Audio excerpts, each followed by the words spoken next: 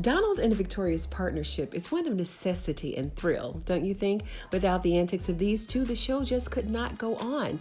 And I really mean that. But before we get into the buried secrets of this notorious duo, who let Donald back in the White House? Who let him in? Donald is constantly calling plays from the sideline. I mean, he got fired, remember? And Victoria follows his lead like the disciples followed Jesus. But Donald knows her every secret, every misstep, and he even knows about her and Eli's chaotic affair. And this is how he keeps her in control. He uses this knowledge not only to control her, but to guide their twisted path through their criminal shenanigans there in the White House. Donald has been controlling Victoria for weeks on end. And I say weeks because it's been like 5 seasons for us, but the Franklins have only been in office for 2 or 3 months in real time, right? And we can't forget about Victoria's biggest secret, which is the fact that she thought that she killed her own son.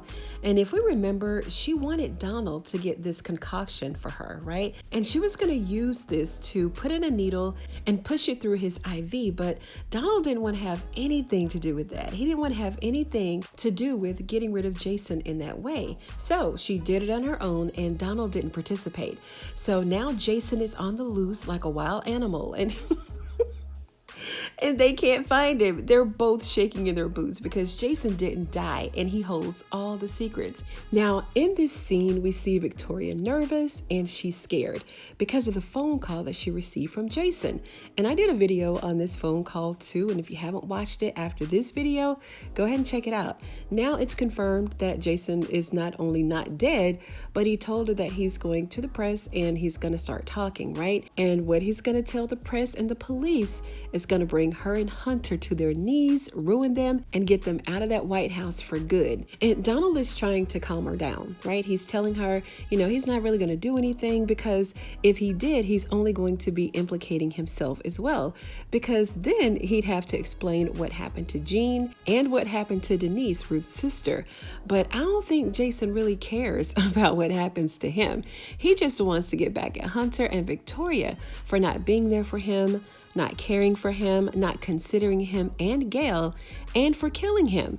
And to this day, Hunter still hasn't said anything to anyone, because he knows that if it's the end for Victoria, that means that it's the end for him being in the Oval Office. So Donald is trying to track where Jason is, his exact location, by pulling the phone log and pinning his whereabouts. So he's calling one of the agents to pull together a log of all the incoming calls within the last hour to Victoria's phone.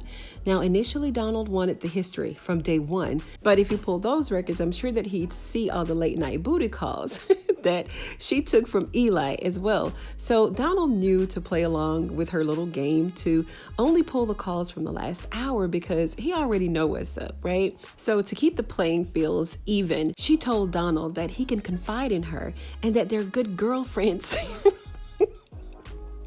That they're good girlfriends. And I just love how Donald breaks out into this coy little laugh when she gets into her yes, good girlfriends mode, right? And I love that he has a sense of humor about it all. He's not offended in any way. And it also lets her know that she can't get under his skin, because we know that this is what Victoria does, right? She offends people, she belittles people, but Donald pays her dust, right? And his reactions to her insults takes the power away from her and puts the ball back in his corner, giving him the control. And as the days progress there in the White House, the crimes grow bolder and bolder, and the stakes are getting higher. Sam is now involved, right? And he's piecing together the breadcrumbs that these two have left behind. Now, before I end this video, I want to also mention that Donald has appointed Kyle as a phone log supervisor. Kyle don't need to be given no more jobs, right? Especially being in charge of people. Y'all remember when he tried to put Kyle in charge of Victoria before he got fired, right? Right after her and Simone got into that fight. I don't know, that was crazy. But one thing I can say is that he has entered into this new position with respect. And he let Donald know that he had to let Sam in on this task because, Sam is a big dog. He's HNIC. So he's got to let him know what's going on with this phone log. So as they dance through this fiasco echo of their Bonnie and Clyde loyalty. An unspoken bond is tightening between these two, right? A mutual respect and reliance that has irreparably grown in the dark. Let me know what you think about Donald controlling Victoria and their Bonnie and Clyde persona on screen. And if you like this video, go ahead and give it a thumbs up. You know I'd appreciate it. If you're a fan of Tyler Perry's The Oval, like I am, go ahead and sub to this channel for more videos just like this one. Thank you so much for tuning in today, you guys. Don't forget to be good to yourself and to each other. I'm going to see you in the next one.